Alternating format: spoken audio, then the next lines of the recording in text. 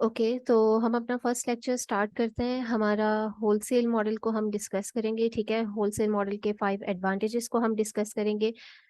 Wholesale का सबसे बड़ा एडवांटेज तो मैं आप लोगों को बताऊं, वो ये होता है कि आप लोगों को 90 to 95% ये श्योरिटी होती है कि आप लोग इसमें कामयाब होंगे। ये जो आप लोगों को फैक्ट्स एंड फिगर्स बताए जा रहे होते हैं, ये ऑब्जर्वेशन के थ्रू बताए जा रहे होते हैं। ठीक है, तो अगर आप लोगों को ये बताया गया है कि 90 to 95% इसमें सक्सेस रेशो है, तो वाकई है। बाकी अगर फील्ड्स के मुकाबले आप लोग कंपेयर करें, ड्रॉप शिपिंग हो गई, पीएल हो गया और ऑनलाइन आर्बिट्राज हो गया, तो इसमें आप लोगों के पास ज़्यादा चांसेस होते हैं कि आप लोग सक्सीड करें। और वो चांसेस क्यों होते हैं वो हम आगे डिस्कस करेंगे। पहला तो ये कि आप लोगों को अकाउंट डीएक्टिवेशन का खतरा नहीं होता, जैसे आर्बिट्राज में और स्पेशली ड्रॉप शिपिंग में आप लोगों को सब मेन जो इशू आएगा वो अकाउंट का आप लोगों को डीएक्टिवेशन का आ रहा होता है। तो होलसेल में आप लोगों के पास ये इशू नहीं होता। क्यों? क्योंकि आप लोग डायरेक्ट डिस्ट्रीब्यूटर्स और ब्रांड से परचेजिंग कर रहे होते हैं। तो आप लोगों के पास इनवॉइसेस होती हैं, आप लोगों के पास letter of authorisation, letter of authenticity आप लोगों को ब्रांड्स प्रोवाइड करते हैं। तो वो आप लोगों के पास होते हैं, इसलिए आप लोगों के चांसेस बहुत कम होते हैं इस फील्ड में फेल करने के। थर्ड हमारे पास होता है कि जी ब्रांड्स और डिस्ट्रीब्यूटर्स के साथ आप लोगों के अच्छे रिलेशनशिप्स बन जाते हैं। वो कैसे? वो जब हम ब्रांड्स और डिस्ट्रीब्यूटर्स को मेल्स वगैरह करेंगे तब मैं आप लोगों को बताऊंगी। ब्रांड्स के पास देखें डेली थाउजेंड्स ऑफ ईमेल्स आ रही होती हैं। आप लोगों ने कैसे स्टैंड आउट करना है? क्यों? कि वो आप लोगों को प्रायोरिटाइज करें और आप लोगों को फोकियत दे। बाकी जो उनके पास कॉन्टैक्ट्स हैं, जो बाकी उनके पास पार्टनरशिप के लिए अप्रोच कर रहे हैं, तो आप लोगों ने ऐसा क्या डिफरेंट करना है, ये मैं आप लोगों को ब्रांड्स और डिस्ट्रीब्यूटर्स वाले लेक्चर में आप लोगों को बताऊंगी। फिर हमारे पास जो मेन एडवांटेज होता है होलसेल का, वो ये कि हम इसको लो बजट से भी स्टार्ट कर सकते हैं। ठीक है, लो बजट में आप लोगों को अगर बताऊं तो मिनिमम आप लोग 1000 to 1500 डॉलर से भी स्टार्ट कर सकते हैं। ये मैं आप लोगों को यूएसए मार्केट का बता रही हूँ। यूएसए को हम लोग इसलिए प्रेफर कर रहे होते हैं कि एक तो ये कि यूएसए में आपके पास ऑप्शन ज़्यादा होते हैं डिस्ट्रीब्यूटर्स के भी और ब्रांड्स के भी। और दूसरा ये कि यूएसए में आप लोगों को टैक्सेस कम पे करने पड़ रहे होते हैं बाकी कंट्रीज के मुकाबले। अगर बाकी कंट्रीज से आप लोग कंपेयर करें तो यूएसए में आप लोग टैक्सेस कम पे कर रहे होते हैं और बाकी कंट्रीज में ज़्यादा पे कर रहे होते हैं। तो हम लोग प्रेफर करते हैं कि हम यूएसए के क्लाइंट्स के साथ काम करें, या अगर अपना भी अकाउंट हमारा है तो हम यूएसए की एलएलसी और यूएसए की उस पर अकाउंट ओपन करें। फिफ्थ हमने जो पहले भी डिस्कस किया उसी से रिलेटेड है कि होलसेल मॉडल में रिस्क फैक्टर बहुत कम होता है। अगर आप लोग पीएल के मुकाबले में और इसके बाकी आर्बिट्राज के मुकाबले में करें, आर्बिट्राज क्या होता है कि जी आप लोग रिटेलर वेबसाइट से ऑर्डर कर रहे होते हैं, तो आईपी कंप्लेंट आने के चांसेस बहुत ज़्यादा होते हैं। और अभी आपने पाकिस्तान में फिर देखा भी होगा, जो अभी सिचुएशन चल रही है कि जी बहुत से अकाउंट्स पे डज नॉट क्वालिफाई वाला इशू आ रहा होता है। और सेकंड ये कि जब आप प्रोडक्ट को लिस्ट करते हैं तो आपको लिस्टिंग से रिमूव कर दिया जाता है। तो वो इसी वजह से आ रहा होता है कि आप लोग ब्रांड्स और डिस्ट्रीब्यूटर से प्रोडक्ट्स नहीं ले रहे होते हैं, तो आप लोग होलसेल के साथ हम इसीलिए जा रहे होते हैं। ठीक है, कि होलसेल में ये चांस नहीं होता कि आप लोगों के ऊपर आईपी कंप्लेंट आई या आप लोगों को लिस्टिंग से रिमूव कर दिया जाए, जब आप लोगों ने ऑथेंटिक डिस्ट्रीब्यूटर्स और ब्रांड से ली हुई है, प्रोडक्ट परचेज की हुई है और उनसे आप लोगों ने इनवॉइसेस भी जनरेट करवाई हुई। आई होप इतना आप लोगों को समझ आ गया होगा। हम फर्दर मूव करेंगे।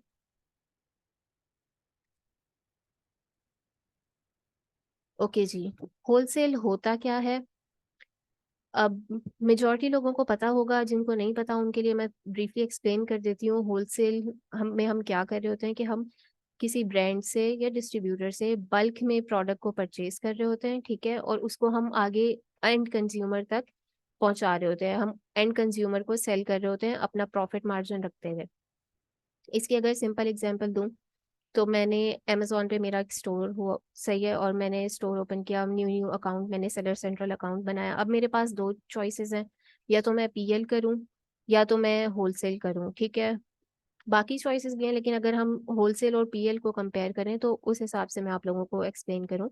पीएल में क्या होगा जी, मुझे मैन्युफैक्चरर ढूंढना पड़ेगा, मैन्युफैक्चरर से मुझे अपने प्रोडक्ट की लेबलिंग करवानी पड़ेगी, अपने ब्रांड का लेबल करवाना पड़ेगा।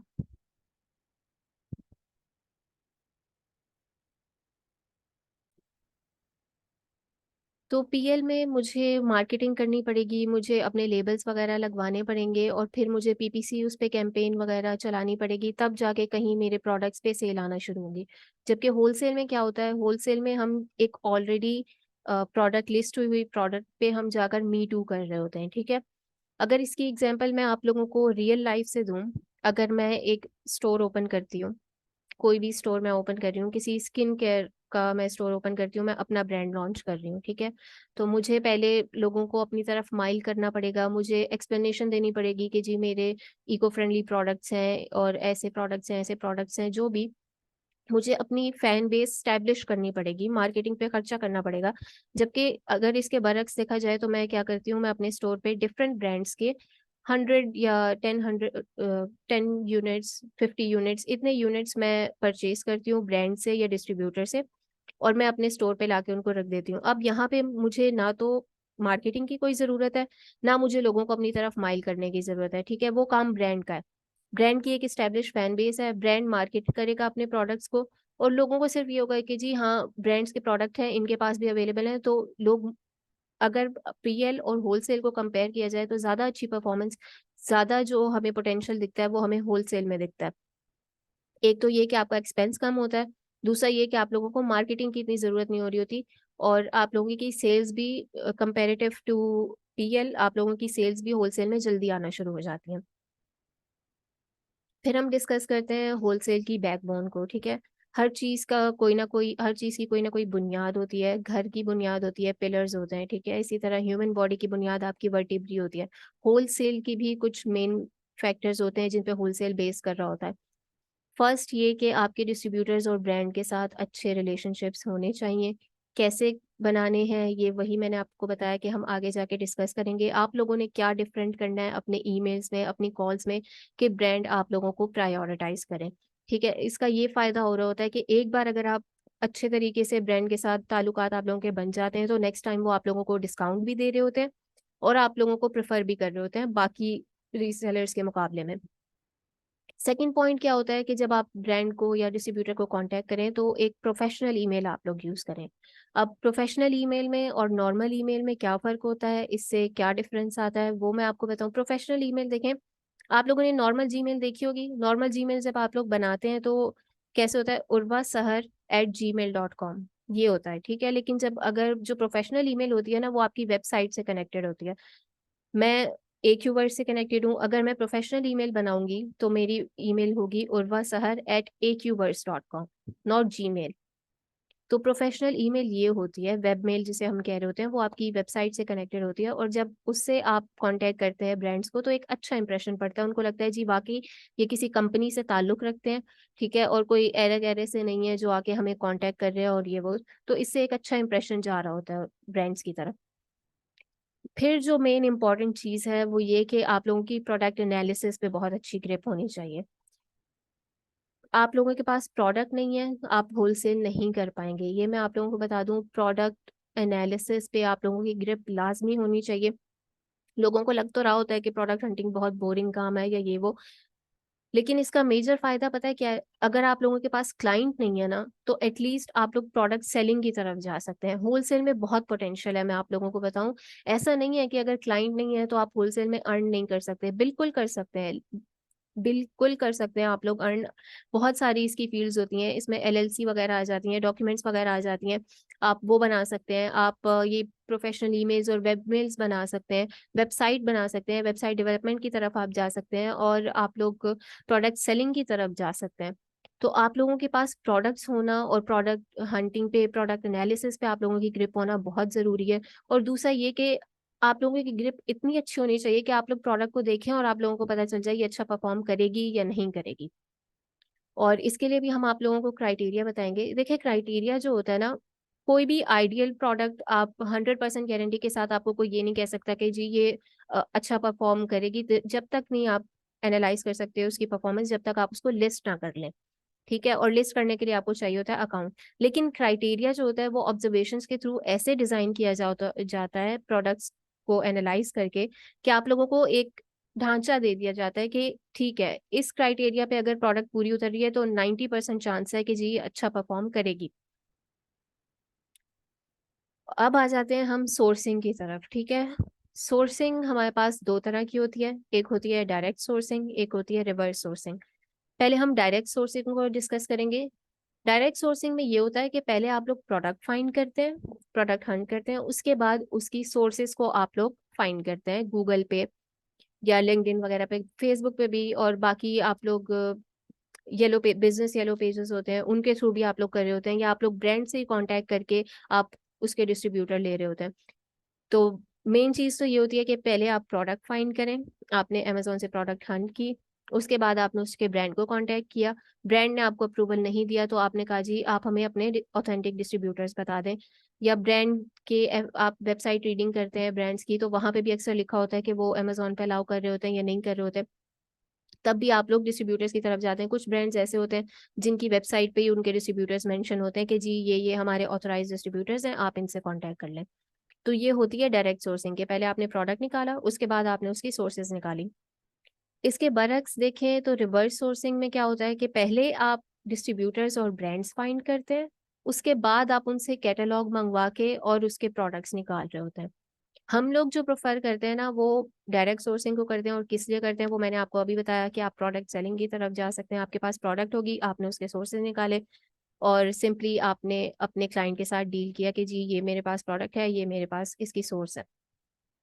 और जो रिवर्स सोर्सिंग होती है उसमें फिर आप लोगों को कैटलॉग्स देना और ये सब, उसको पहले एनालाइज करना, उसमें से प्रोडक्ट फाइंड करना, और उसके लिए आप लोगों को टूल्स भी रिक्वायर्ड होते हैं वैसे।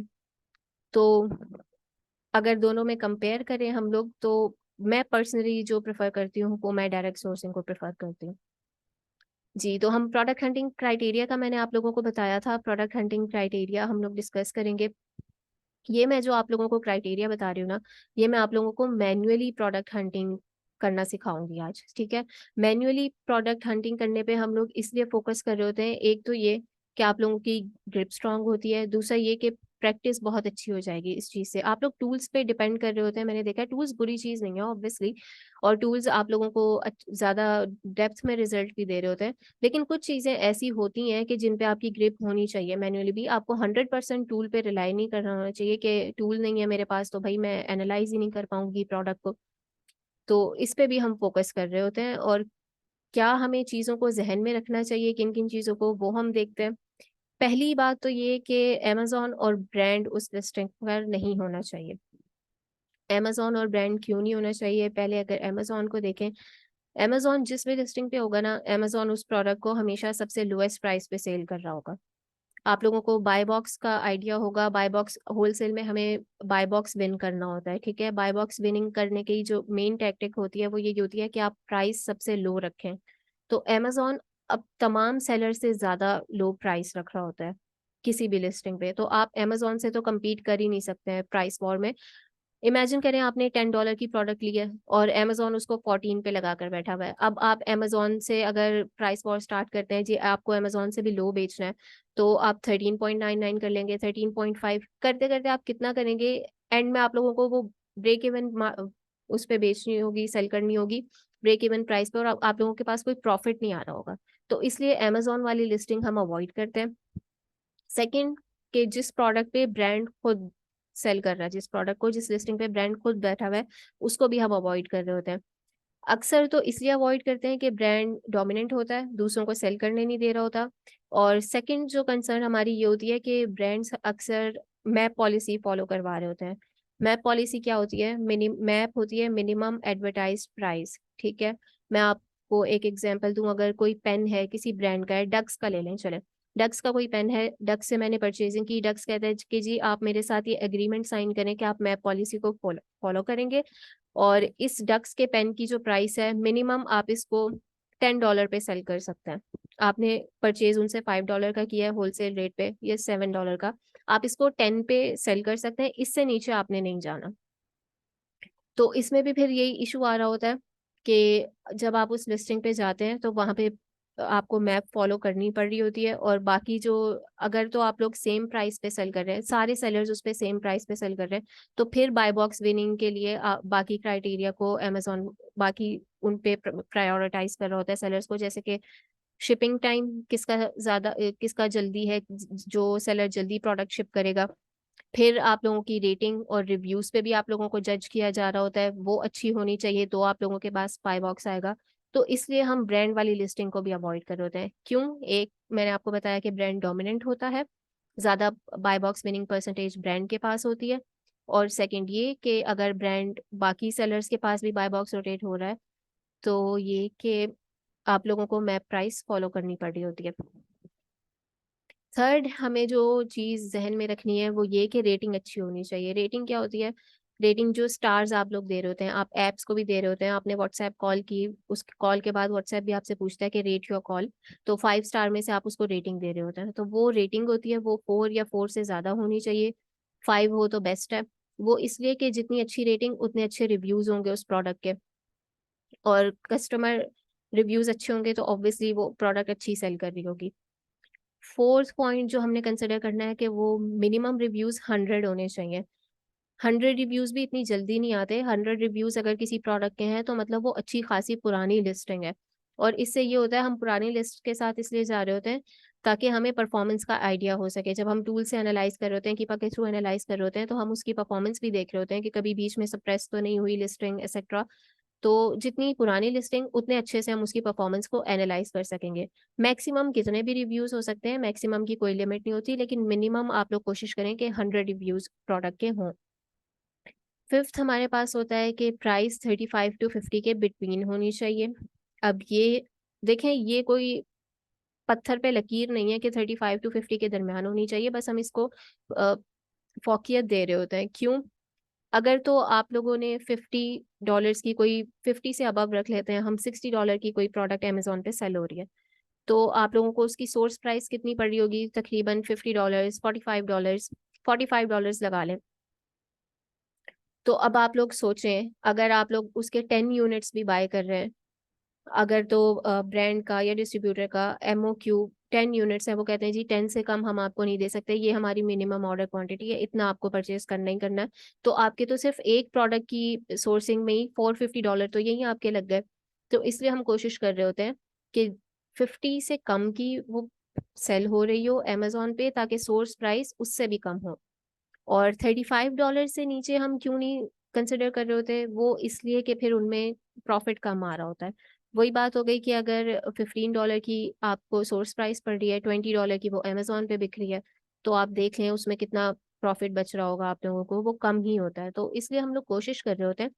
देखें, 35 भी बुरा नहीं है, आप इससे नीचे जा सकते हैं, लेकिन कोशिश करें कि 20 to 50 के दरमियान हो, इतनी ऐसी प्रोडक्ट्स हो कि आप लोगों को उस पर प्रॉफिट आ जाए बाद में।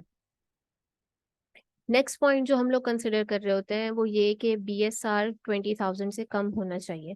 BSR क्या होता है? Best sellers rank. अमेजोन पे आपने देखा होगा डिफरेंट कैटेगरीज होती हैं, और उस कैटेगरी में जो प्रोडक्ट अच्छा परफॉर्म कर रही होती है उसका उतना अच्छा BSR होता है। जो टॉप पे होगी उसका 1 होगा, फिर 2 होगा, फिर 3 होगा, ऐसे।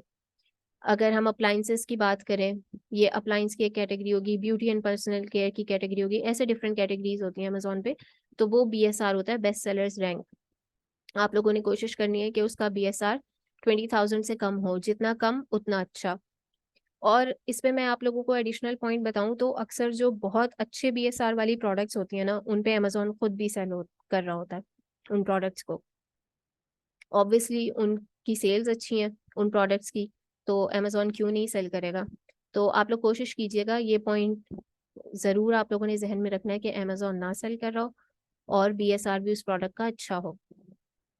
सेवेंथ पॉइंट जो हम कंसिडर कर रहे होते हैं वो नंबर ऑफ सेलर्स, के उस प्रोडक्ट को कितने सेलर्स सेल कर रहे हो, उस लिस्टिंग पर कितने सेलर्स हो।